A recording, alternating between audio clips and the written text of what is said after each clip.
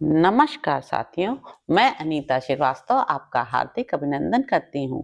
श्रीमद् वाल्मीकि रामायण में आज का प्रसंग है श्री रामचंद्र जी का भाइयों सुग्रीव आदि वानरों तथा ऋषियों के साथ परम धाम जाने का निश्चय और विभीषण हनुमान जामवान महेंद्र एवं दिवित को इस भूतल पर ही रहने का आदेश देना। श्री रामचंद्र जी की आज्ञा पाकर शीघ्रगामी दूत शीघ्र ही मथुरापुरी को चल दिए। उन्होंने मार्ग में कहीं भी पड़ाव नहीं डाला। लगातार 3 दिन और 3 रात चलकर वे मथुरा पहुंचे और अयोध्या की सारी बातें उन्होंने शत्रुघ्न से यथार्थतः कह सुनाई।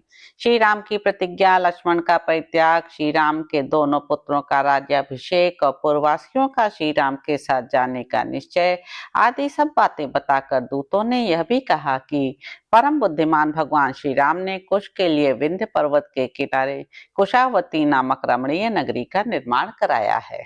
इसी तरह लव के लिए श्रावस्ती नाम से प्रसिद्ध सुंदरपुरी बसाई है। श्री रघुनाथ जी और भरत जी दोनों महारथी वीर अयोध्या को सूनी करके साकेत धाम को जाने के लिए उद्योग कर रहे हैं।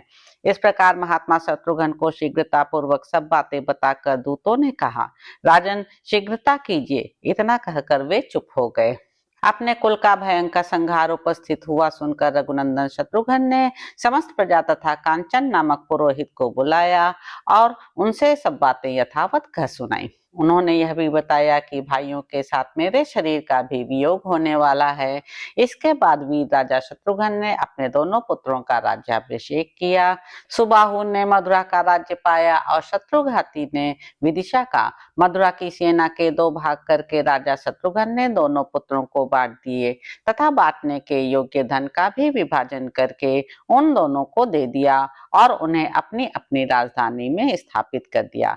इस प्रकार सुबाहु को मथुरा में तथा शत्रुघाती को विदिशा में स्थापित करके रघुकुल नंदन शत्रुघ्न एकमात्र रथ के द्वारा अयोध्या के लिए प्रस्थित हुए। वहां पहुंचकर उन्होंने देखा महात्मा श्री राम अपने तेज से प्रज्वलित अग्नि के समान उद्दीप्त हो रहे हैं। उनके शरीर पर महीन रेशमी वस्त्र शोभा पा रहा है तथा वे अविनाशी महर्षियों के साथ विराजमान हैं। निकट जा हाथ जोड़कर उन्होंने श्री रघुनाथ जी को प्रणाम किया और धर्म का चिंतन करते हुए इंद्रियों को काबू में करके वे धर्म के ज्ञाता श्री राम से बोले, रघुकुल नंदन, मैं अपने दोनों पुत्रों का राज्याभिषेक करके आया हूँ। राजन, आप मुझे भी अपने साथ चलने के दृढ़ निश्चय से युक्त समझें। वीर, आज इसके विपरीत आप मुझसे और कुछ न कहिएगा, क्योंकि उससे बढ़कर मेरे लिए दूसरा कोई दंड न होगा। मैं नहीं चाहता कि किसी के, विशेषता मुझ जैसे सेवक के द्वारा आपकी आज्ञा का उल्लंघन हो। शत्रुघ्न का यह दृढ़ विचार जानकर श्री रघुनाथ जी ने उनसे कहा, बहुत अच्छा। उनकी यह बात समाप्त होते ही इच्छानुसार रूप धारण करने वाले वानर, रीछ और राक्षसों के समुदाय बहुत बड़ी संख्या में वहां आ पहुंचे। साकेत धाम को जाने के लिए उद्यत हुए श्री राम के दर्शन की इच्छा मन में लिए वे सभी वानर सुग्रीव को आगे करके वहां पधारे थे। उनमें से कितने ही देवताओं के पुत्र थे, कितने ही ऋषियों के बालक थे और कितने ही गंधर्वों से उत्पन्न हुए थे। श्री रघुनाथ जी के लीला संवरण का समय जानकर वे सबके सब वहां आए थे। उक्त सभी वानर और राक्षस श्री राम को प्रणाम करके बोले, राजन, हम भी आपके साथ चलने का निश्चय लेकर आए हैं। पुरुषोत्तम श्री राम, यदि आप हमें साथ लिए बिना ही चले जाएंगे तो हम यह समझेंगे कि आपने यम दंड उठाकर हमें मार गिराया है। इसी बीच में महाबली सुग्रीव भी वीर श्री राम को विधि पूर्वक प्रणाम करके अपना अभिप्राय निवेदन करने के लिए उद्यत हो बोले, नरेश्वर, मैं वीर अंगद का राज्याभिषेक करके आया हूँ। आप समझ लें कि मेरा भी आपके साथ चलने का दृढ़ निश्चय है। उनकी यह बात सुनकर मन को रमाने वाले पुरुषों में श्री राम ने वानर राज सुग्रीव की मित्रता का विचार करके उनसे कहा, सखे सुग्रीव, मेरी बात सुनो। मैं तुम्हारे बिना देवलोक में और महान परम पद या परम धाम में नहीं जा सकता। पूर्वोक्त वानरों और राक्षसों की भी बात सुनकर महायशस्वी श्री रघुनाथ जी बहुत अच्छा कहकर मुस्कुराए और राक्षस राज विभीषण से बोले, महापराक्रमी राक्षस राज विभीषण, जब तक संसार की प्रजा जीवन धारण करेगी तब तक तुम भी लंका में रहकर अपने शरीर को धारण करोगे।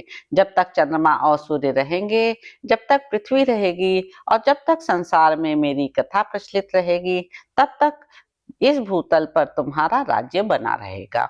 मैंने मित्र भाव से ये बातें तुमसे कही हैं। तुम्हें मेरी आज्ञा का पालन करना चाहिए।